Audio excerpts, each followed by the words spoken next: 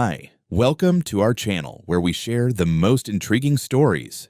Adam Williams thought he'd found the deal of a lifetime, a spacious lot in a serene suburb, perfect for building his dream home. But what seemed like a fresh start quickly turned into a nightmare when the Silver Lake Estates HOA, led by the ruthless Karen Peterson, claimed his land as their own. A battle for justice was about to begin. Adam Williams had always dreamed of building his own home, a place crafted exactly to his vision and needs. After years of saving and meticulous planning, that dream started to materialize when he stumbled upon a unique opportunity, an auction for a vacant lot in a quiet suburb of Seattle, Washington. The lot was larger than most others in the area, and its history gave it a particular allure. Previously home to a charming but old-fashioned house, the property had been cleared after a fire 2 years prior. Adam saw potential where others saw trouble. He won the auction for just $120,000, a fraction of the lot's perceived value. The neighborhood surrounding the lot was idyllic. Tree-lined streets, well-maintained properties, and a peaceful atmosphere. It was the perfect location for Adam's future home. There was just one potential wrinkle. The property bordered a community overseen by the Silver Lake Estates Homeowners Association, HOA. Adam had done his homework before purchasing the land, carefully reviewing zoning laws, property lines, and HOA boundaries. The records confirmed that the lot, despite its proximity to Silver Lake Estates, was not under HOA jurisdiction. Confident in his findings, Adam moved forward with his plans, secure in the belief that he wouldn't have to deal with the notorious bureaucracy of an HOA. Once the paperwork was finalized, Adam wasted no time. He collaborated with architects and contractors to design a modern, eco-friendly home that would harmonize with the surrounding neighborhood, while also standing out as a personal statement. Within weeks, construction began. Adam visited the site frequently, his excitement growing as the foundation was poured and the skeleton of the first floor began to rise. Each visit felt like a step closer to the life he envisioned. A family home built with his own 2 hands and careful planning. Everything seemed to be progressing smoothly. The construction crew was reliable, and the timeline was on track. Then one unassuming afternoon, Adam's phone buzzed with an urgent call. It was the foreman overseeing the project. "Mr. Williams," the voice on the other end began, strained with frustration. "There's a woman here claiming to represent the HOA. She's refusing to let us work and says this land isn't yours to build on." Confused and alarmed, Adam rushed to the site. Upon arrival, he was greeted by a scene that immediately set his nerves on edge. Construction had come to a halt. Workers stood idle, their tools abandoned mid-task. In the center of the lot stood a woman, blonde, bobbed hair, arms crossed, her face twisted into a look of disdain. Adam didn't need an introduction to know who she was. Her sheer presence screamed entitlement. "Who authorized this?" The woman barked as Adam approached. "Do you have any idea what you're doing here? This land belongs to Silver Lake Estates, and you're in violation of HOA regulations." Her words hit Adam like a bucket of cold water. He instinctively clutched the folder of documents he'd brought along, the paperwork proving his rightful ownership of the land. "Excuse me, ma'am." Adam began as calmly as he could, "But I believe you're mistaken. This lot was sold at auction, and I purchased it. I have all the necessary permits and documentation." The woman scoffed, cutting him off mid-sentence.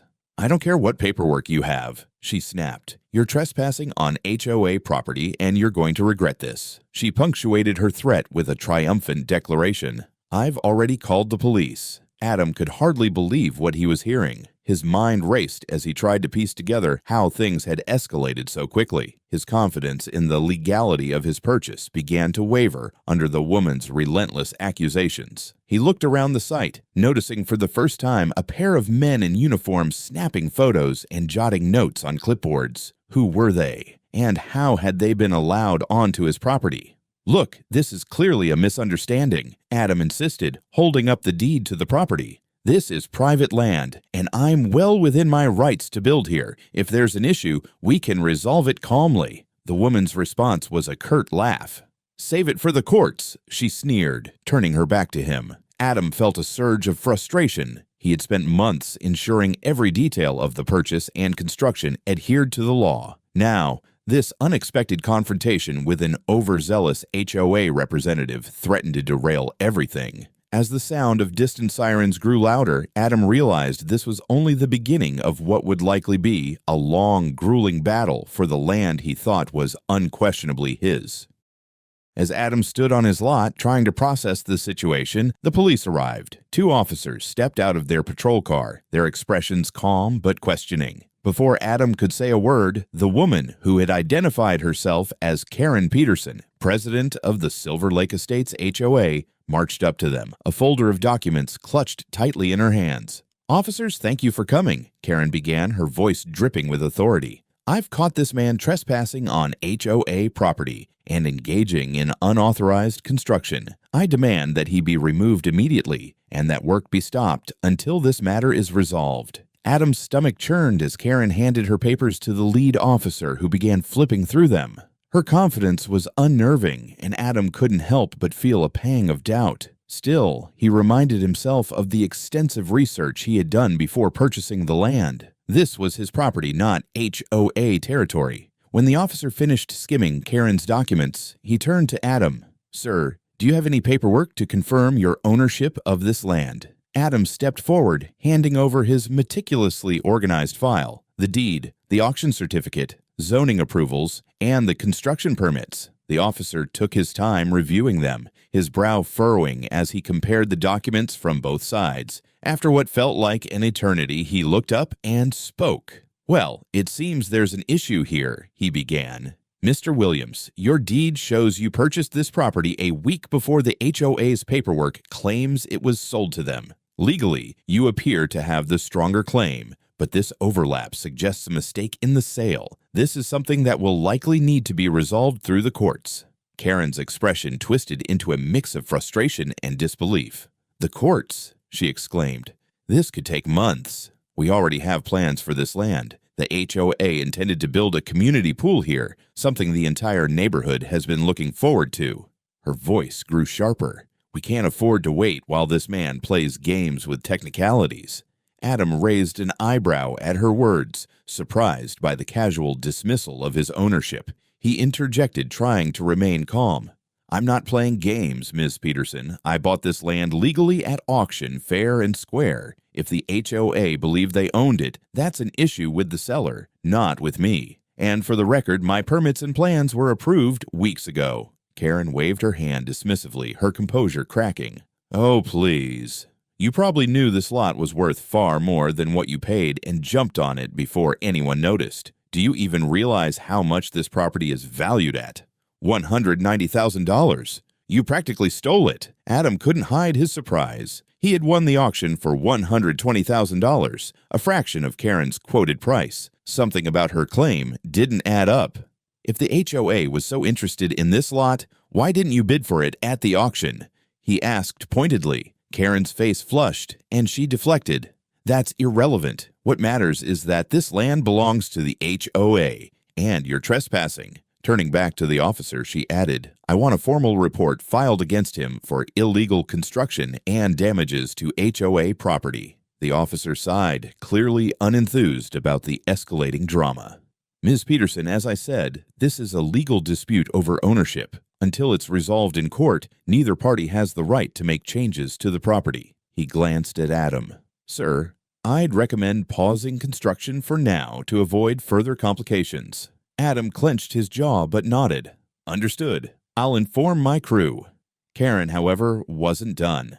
"Pause. This man should be paying for the time and resources we've already invested in this property." She stepped closer to Adam, jabbing a finger in his direction. "You'll regret trying to cheat the HOA out of what's rightfully ours." Adam held his ground, refusing to engage with her hostility. Instead, he called his construction crew together and gave them the difficult news. They would have to stop work indefinitely. He assured them he'd cover their pay for the day and promised to resolve the situation as quickly as possible. Back home, Adam immediately contacted his attorney, James Rose, who had handled the property purchase. After hearing the full story, James was quick to reassure him. "Adam, your ownership is solid, the documents are clear, and any overlap is likely due to an administrative error. We'll file a counterclaim against the HOA and seek an injunction to ensure they don't interfere further." The next day, Adam received an official notice. The HOA had filed a lawsuit claiming ownership of the lot and accusing Adam of trespassing and illegal construction. In response, James filed a countersuit, arguing that Adam's rights as the legal owner were being violated and seeking damages for the delays and financial losses caused by the HOA's interference. As part of his preparation, James advised Adam to take additional precautions. Install security cameras on the property, he suggested. If they're willing to escalate like this, we need to be prepared for anything. Following James's advice, Adam purchased and installed cameras around the perimeter of his lot. He couldn't shake the feeling that Karen and the HOA weren't going to back down easily. As he left the site that evening, the empty lot felt eerily quiet, a stark contrast to the buzzing activity just days before. Little did Adam know, this was only the beginning. The battle for his land was far from over, and the tension was about to reach new heights. A week after the court-mandated halt on all activities at the lot, Adam's phone buzzed with a motion alert from the newly installed security cameras. When he opened the live feed, his blood ran cold. Several workers, led by none other than Karen Peterson, were on his property. They were unloading equipment and materials, clearly preparing to begin construction despite the legal injunction. Furious, Adam grabbed his phone and rushed to the lot. By the time he arrived, the scene was even more outrageous than he had imagined. Karen was barking orders at a small crew, directing them to clear the area and mark out new boundaries. Construction materials were scattered across the site, and one worker was already measuring for what looked like a foundation. Adam stepped out of his car, recording the entire scene on his phone as he approached. "Karen," he called firmly, his voice cutting through the commotion. "What do you think you're doing? There's a court order prohibiting any activity here until the ownership dispute is resolved." Karen turned to face him, a smug smile spreading across her face.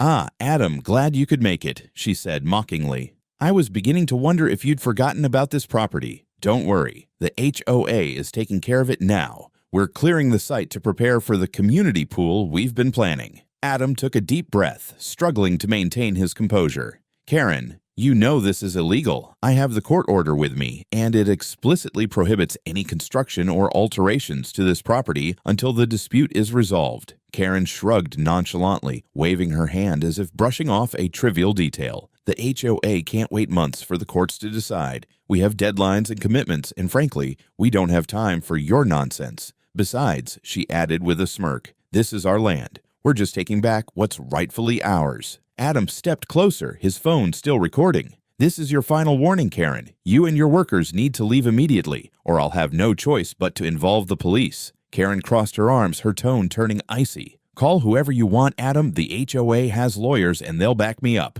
You, on the other hand, are just delaying the inevitable. This property will never be yours." Adam didn't wait another second. He dialed 911, explaining the situation to the dispatcher while Karen glared at him, arms still crossed in defiance. Within 20 minutes, a police car arrived. As the officer stepped onto the property, Adam presented the court order and his documentation. The officer carefully reviewed the papers, then turned to Karen. "Ma'am, this court order is clear. No activity is permitted on this property until the ownership dispute is resolved. I'm going to have to ask you and your team to leave immediately." Karen's face flushed with anger. "You can't be serious. This is an HOA matter, and we have every right to be here." The officer remained calm but firm. "I understand your position, ma'am, but the court has ruled otherwise. If you don't comply, I'll have no choice but to charge you with trespassing and violation of a legal order." Karen hesitated, her jaw tightening. Finally, she huffed in frustration and waved her workers off the site. "This isn't over," she spat at Adam as she climbed into her car. Once the lot was cleared, Adam took no chances. With his wife's help, he finished installing additional security cameras, ensuring every angle of the property was covered. As they drove home that evening, Adam couldn't shake the feeling that Karen wouldn't give up so easily. His instincts were right. The next night, the cameras recorded shadowy figures entering the property. They scattered trash, spray-painted the partially built walls, and even smashed portions of the foundation. Adam watched the footage in disbelief, his anger boiling over. This time, there was no mistaking the culprits. The footage clearly showed the same workers who had accompanied Karen earlier, now wearing masks but recognizable by their clothing and tools. Adam forwarded the evidence to his attorney, James Rose, who immediately filed a new motion with the court. Karen just crossed the line, James told Adam the next morning. Not only did she violate the injunction, but this vandalism is a criminal act. We'll make sure she answers for it. As Adam prepared for the upcoming court battle, his resolve hardened. This wasn't just about protecting his property anymore. It was about standing up to Karen's blatant disregard for the law. The long-awaited day of the court hearing finally arrived, and Adam walked into the courthouse with his attorney James Rose by his side. He had spent weeks preparing for this moment, gathering evidence, reviewing the chain of events, and steeling himself for what was sure to be an intense legal battle. Karen was already there, seated at the plaintiff's table with a team of HOA lawyers. She shot Adam a smug glance as he entered, but her confidence didn't faze him. Adam knew the truth was on his side, and he was armed with undeniable evidence. The proceedings began with Karen's lawyers presenting their case. They argued that the property in question belonged to the HOA, and that Adam's construction was a violation of their community regulations. They leaned heavily on the narrative that the HOA had purchased the land for $190,000 and had plans to build a community pool, a project they claimed was vital for the neighborhood. When it was Adam's turn, James methodically dismantled the HOA's arguments. He presented the deed showing Adam's purchase of the land, which predated the HOA's supposed ownership by a week. He displayed the auction records, property surveys, and court-issued construction permits that proved Adam's legal rights to the property. Then came the damning evidence, the video recordings. Adam's security footage was played in the courtroom, showing Karen and her workers trespassing and starting unauthorized construction despite the court-ordered injunction. The second clip, depicting the masked vandals damaging Adam's property, was the final blow.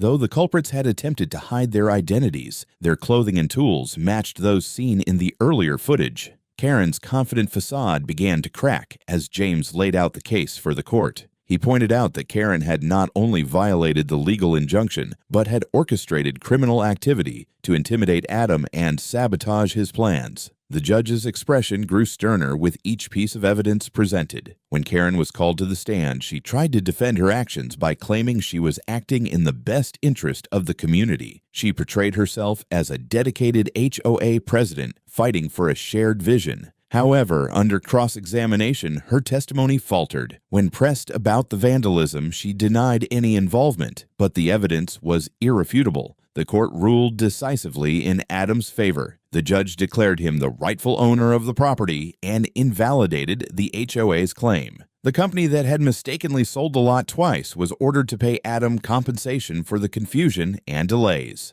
As for Karen, her actions were deemed willful and malicious. She was found guilty of violating the court order and instigating the vandalism. The court ordered her to pay Adam $75,000 in damages, including compensation for the repairs, construction delays, and emotional distress. Additionally, Karen was removed from her position as HOA president, and the HOA was fined for failing to prevent her overreach. As Adam left the courthouse, he felt a weight lift from his shoulders. Justice had prevailed, and the battle that had consumed months of his life was finally over. He had not only protected his property, but also sent a powerful message. No one, not even a self-proclaimed authority like Karen, could undermine the law.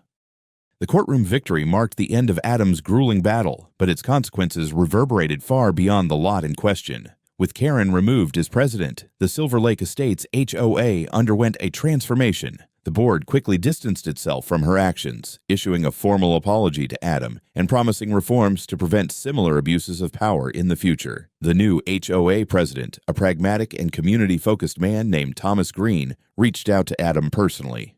"We can't undo what happened," Thomas admitted, "but I hope we can rebuild trust between you and the neighborhood." Adam appreciated the gesture, and the two men established a respectful rapport. Over time, they even developed a friendly relationship, setting the tone for a new era of cooperation. Adam returned to his construction plans with renewed determination. Repairs to the damage caused by the vandals delayed progress, but the compensation from the court covered the expenses. Within months, his vision came to life, a modern, eco-friendly home that blended seamlessly with the neighborhood while standing as a testament to resilience and justice. Word of Adam's victory spread quickly, becoming a cautionary tale for HOAs across the area. Local media highlighted the case as an example of homeowners standing up to overreach, and Adam became somewhat of a local hero. Neighbors who had once sided with the HOA approached him to apologize or offer congratulations, and the animosity that had once lingered began to fade.